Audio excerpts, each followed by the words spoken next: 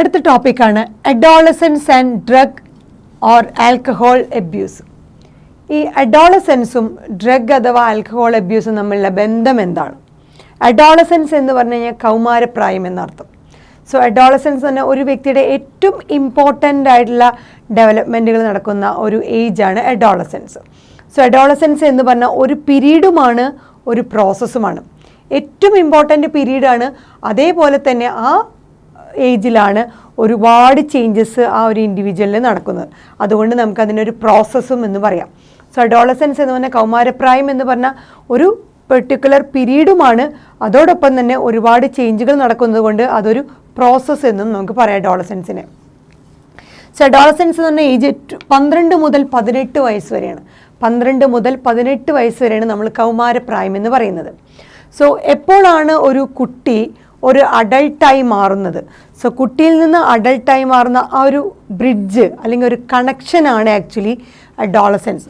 So child adulthood ആവുന്നതിന് മുമ്പുള്ള ആ ഒരു ടൈം ഗ്യാപ്പ് അല്ലെങ്കിൽ ആ ഒരു പ്രോസസ്സ് അല്ലെങ്കിൽ പീരീഡാണ് ഒരു ബ്രിഡ്ജായിട്ടാണ് ആക്ട് ചെയ്യുന്നത്. ഒരു കുട്ടിയിൽ നിന്ന് ഒരു അഡൾട്ടായി മാറുന്നതിനുള്ള ആ ഒരു ടൈം ഗ്യാപ്പ് അല്ലെങ്കിൽ ആ ഒരു ഡ്യൂറേഷൻ കൂടിയാണ് നമുക്ക് പറയാൻ വേണമെങ്കിൽ അഡോളസൻസ്.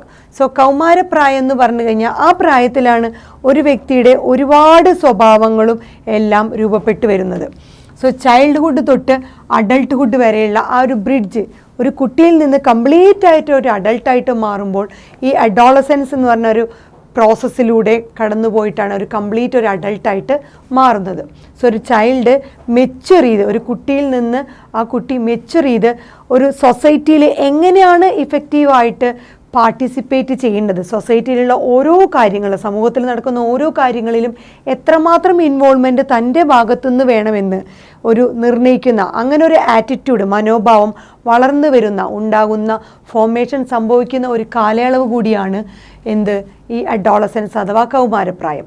സോ ഏറ്റവും കൂടുതൽ ആ ഒരു പ്രത്യേക തരത്തിലുള്ള മനോഭാവങ്ങളും വിശ്വാസങ്ങളിലൂടെയും എങ്ങനെയാണ് സമൂഹത്തിൽ ഒരു വ്യക്തി എന്നുള്ള നിലയിൽ പാർട്ടിസിപ്പേറ്റ് ചെയ്യേണ്ടത് എന്നുള്ള കാര്യങ്ങളൊക്കെ രൂപവൽക്കരിക്കപ്പെടുന്ന ഒരു പ്രായമാണ് അല്ലെങ്കിൽ ഒരു പീരീഡാണ് അഡോളസൻസ് എന്ന് പറയുന്നത്.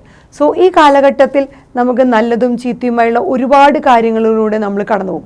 അതിലൂടെ ഈ particular habit drug and alcohol എന്നൊരു ഹാബിറ്റ് കിട്ടിക്കഴിഞ്ഞാൽ അതിൽ നിന്ന് പുറത്തേക്ക് വരാൻ വളരെയധികം ബുദ്ധിമുട്ടാണ്. സോ ഈ പീരീഡിലാണ് ഏറ്റവും ആദ്യം ഇങ്ങനത്തെ ഹാബിറ്റുകളിൽ ചെന്ന് പെടാതെ അവിടെ നിന്ന് കൺട്രോൾ ചെയ്ത് പുറത്തേക്ക് വരാൻ ശ്രമിക്കേണ്ടതും.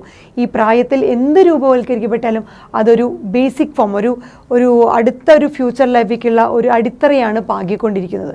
സോ ഈ പ്രായത്തിൽ തന്നെ ഇങ്ങനത്തെ ബാഡ് ഹാബിറ്റുകളിലേക്ക് കടന്നു വരാനുള്ള സാധ്യത വളരെയധികം കൂടുതലുള്ളത് കൊണ്ട് അവിടെ നിന്ന് ആ പ്രായത്തിൽ തന്നെ അങ്ങോട്ട് പോകാതിരിക്കാൻ, അങ്ങനത്തെ ബാഡ് ഹാബിറ്റിൽ ചെന്ന് പെടാതിരിക്കാനുള്ള എല്ലാ തരത്തിലുള്ള ഗൈഡൻസുകളും എഡ്യൂക്കേഷനും കൗൺസിലിങ്ങും എല്ലാം നമ്മുടെ ടീച്ചേഴ്സ് ആണെങ്കിലും അവരുടെ മുതിർന്നവരാണെങ്കിലും നമ്മുടെ സൊസൈറ്റിയിലെ എല്ലാവരും അതിന് ശ്രമിക്കേണ്ടതാണ്. നമ്മുടെ വരും തലമുറയെ ഇതുപോലത്തെ ആപത്തുകളിൽ നിന്ന് തിരിച്ചു കൊണ്ടുവരാൻ നമ്മൾ ഒരുപാട് ശ്രമിക്കേണ്ടതാണ്. സോ എന്തൊക്കെയാണ് ഈ അഡോളസൻസ് ഏജിൽ പ്രധാനമായും കൗമാരപ്രായക്കാരിൽ പ്രധാനമായി അവരിൽ വരുന്ന മാറ്റങ്ങൾ?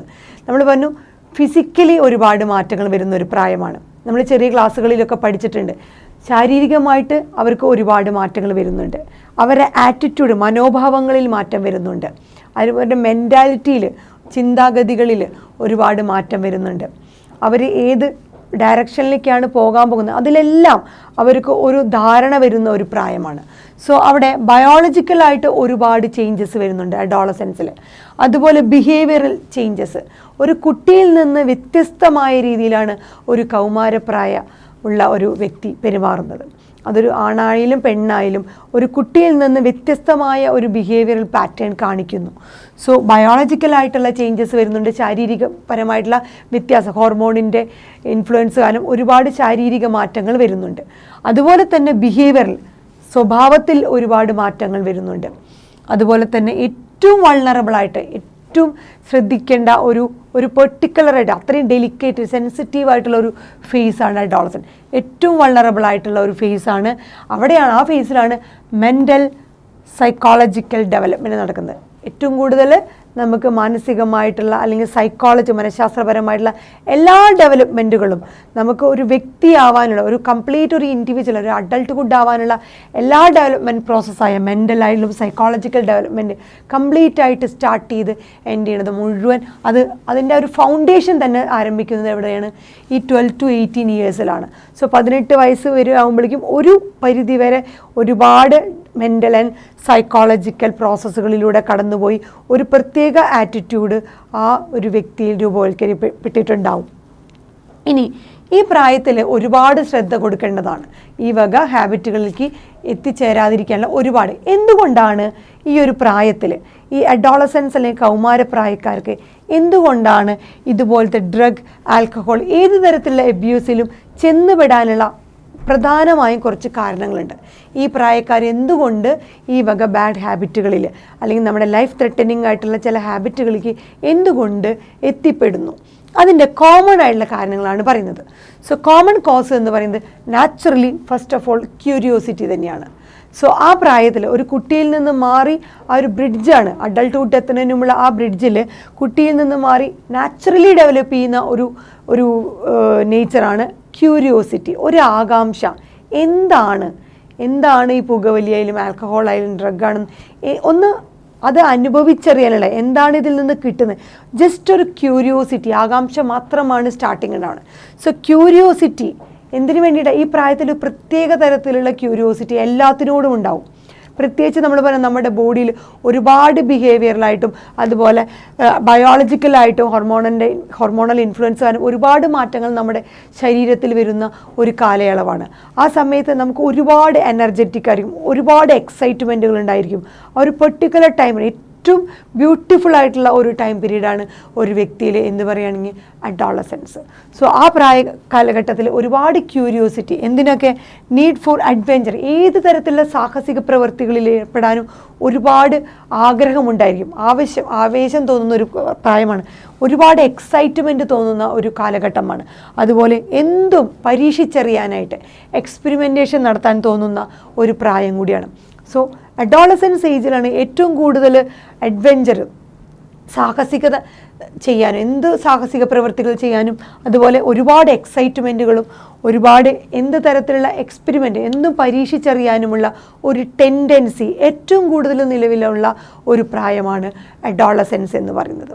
ഒട്ടും തന്നെ കൺട്രോൾ ചെയ്യാൻ പറ്റാത്ത ഒരു ഏജ് എന്ന് പറഞ്ഞു കഴിഞ്ഞാൽ അതാണ്. സോ ഈ പറഞ്ഞ അഡ്വെഞ്ചറിനുള്ള ആവശ്യം, എക്സൈറ്റ്മെൻറ്റ് ഒരുപാടുണ്ടായിരിക്കും, എക്സ്പെരിമെൻറ്റേഷൻ പരീക്ഷിച്ചറിയാനുള്ള ആ ഒരു താല്പര്യം, ഇതൊക്കെ എന്താണ് ഈ പറഞ്ഞ ഡ്രഗ് അല്ലെങ്കിൽ ആൽക്കഹോൾ അബ്യൂസ് ചെയ്യാൻ അത് യൂസ് ചെയ്ത് തുടങ്ങാനുള്ള ഒരു സ്റ്റാർട്ടിങ് പോയിൻ്റാണ്. ഇതൊക്കെ കാരണം ഒരു കുട്ടി നിന്ന് ആ ഒരു അഡൾട്ട് കുട്ടിക്ക് എത്തുന്നതിന് മുമ്പുള്ള ഈ അഡോളസൻസ് ഏജിൽ ഇതൊക്കെ ഒന്ന് സ്റ്റാർട്ട് ചെയ്ത് തുടങ്ങാനായിട്ട് നാച്ചുറലായിട്ടൊരു ക്യൂരിയോസിറ്റി ഉണ്ടാവും. ഒരുപക്ഷെ അത് സ്റ്റാർട്ട് ചെയ്ത് തുടങ്ങുകയും ചെയ്തു. സോ ഒരുപക്ഷെ ഒരിക്കൽ ഉപയോഗിച്ച് കഴിഞ്ഞാൽ ഒരു ക്യൂരിയോസിറ്റിയുടെ ഭാഗമായിട്ട് ഒരു ആകാംക്ഷയുടെ ഭാഗമായി ഒരിക്കലെങ്കിലും അത് ഉപയോഗിച്ച് കഴിഞ്ഞാൽ അതിൽ നിന്ന് കിട്ടുന്ന ബെനിഫിറ്റുകൾ എന്താണോ ഈ പെർട്ടിക്കുലർ ഡ്രഗ് അല്ലെങ്കിൽ ആൽക്കഹോൾ ഉപയോഗിച്ചപ്പോൾ കിട്ടിയ ഒരു താൽക്കാലികമായിട്ടുള്ള ഒരു ആനന്ദമോ എന്തെങ്കിലും ഒരു ബെനിഫിറ്റ് അത് അനുഭവിച്ചറിയാൻ പറ്റിയിട്ടുണ്ടെങ്കിൽ അതാണ് ഉദ്ദേശിക്കുന്നത് effect perceived as benefit. So അപ്പോൾ ലഭിച്ച ആ ഒരു ഇഫക്റ്റ്, ഒരു താൽക്കാലികമായിട്ട് കിട്ടുന്ന ആ ഒരു ആനന്ദം, എന്തോ ഒരു ഫീലിംഗ്, അതൊക്കെ പെർസീവ് ചെയ്ത ആ ബെനിഫിറ്റുകളും അതുപോലെ ഈ കാലഘട്ടത്തിലുള്ള അഡ്വെഞ്ചർ ചെയ്യാനുള്ള എന്ത് സാഹസികത ചെയ്യാനും അതുപോലെ ഓവർ എക്സൈറ്റ്മെൻറ്റും എന്തും എക്സ്പെരിമെൻ്റ് ചെയ്യാനുള്ള ആ ഒരു ഏജ്, ഇത് ആണ് മേജർ കോസ്. എന്തിന് ഈ യങ്സ്റ്റേഴ്സ് ഏറ്റവും കൂടുതൽ ഈ ഡ്രഗ് ആൽക്കഹോൾ അബ്യൂസിലേക്ക് കടക്കാനുള്ള ഏറ്റവും കോമൺ ആയിട്ടുള്ള കാരണങ്ങൾ ഇതൊക്കെയാണ്.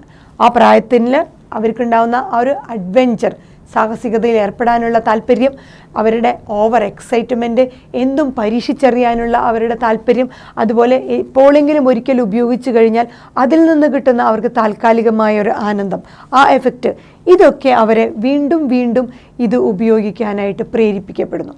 സോ ഫസ്റ്റ് യൂസ്, ആദ്യം ഉപയോഗിക്കുന്ന നാച്ചുറലി സ്വാഭാവികമായിട്ടും ആദ്യത്തെ ഉപയോഗം എന്ന് പറയുന്നത് എന്തായിരിക്കും? ക്യൂരിയോസിറ്റി ആയിരിക്കും, ഒരു ആകാംക്ഷയായിരിക്കാം, അല്ലെങ്കിൽ എക്സ്പെരിമെൻറ്റേഷൻ ആയിരിക്കാം. ഇതെന്താണെന്ന് പരീക്ഷിച്ചറിയാനുള്ളതും ഇത് ചെയ്താൽ എന്തൊക്കെയാണ് കിട്ടുക എന്നറിയാനുള്ള ഒരു എക്സ്പെരിമെൻറ്റേഷനുള്ള ഒരു നേച്ചറും ക്യൂരിയോസിറ്റിയാണ് സ്വാഭാവികമായും ആദ്യത്തെ ഉപയോഗത്തിലുള്ള കാരണം. സോ യങ്സ്റ്റേഴ്സ് ഇത് ഉപയോഗിക്കാൻ ആദ്യം സ്വാഭാവികമായിട്ട് എന്താ, അവരുടെ ഒരു ആകാംക്ഷ ഇതെന്താണെന്ന് അനുഭവിച്ചറിയണം. ആ ഒരു എക്സ്പെരിമെൻറ്റേഷൻ ടെൻഡൻസിയാണ് ആദ്യത്തെ ഉപയോഗം. എന്നാൽ പിന്നീട് ഇതിൻ്റെ ഉപയോഗം അതിൻ്റെ വഴി മാറിപ്പോകും. ആദ്യം ജസ്റ്റ് ഒരു ക്യൂരിയോസിറ്റിക്കും ഒരു എക്സ്പെരിമെൻറ്റേഷന് വേണ്ടി മാത്രമാണ് ഇത് ഉപയോഗിച്ച് നോക്കിയതെങ്കിൽ, ഡ്രഗ് ആണെങ്കിലും ആൽക്കഹോൾ ആണെങ്കിലും ഇതുപോലത്തെ സ്മോക്കിംഗ് ഏത് ഹാബിറ്റ് ആണെങ്കിലും സ്റ്റാർട്ട് ചെയ്തത് ക്യൂരിയോസിറ്റിയുടെ ഭാഗമായിട്ടാണെങ്കിലും പിന്നീട് അതെന്തിനു വേണ്ടിയിട്ടാണ്, പിന്നീട് ഈ ഒരു പർപ്പസ് മാറി. പർപ്പസ് എന്തായി മാറും?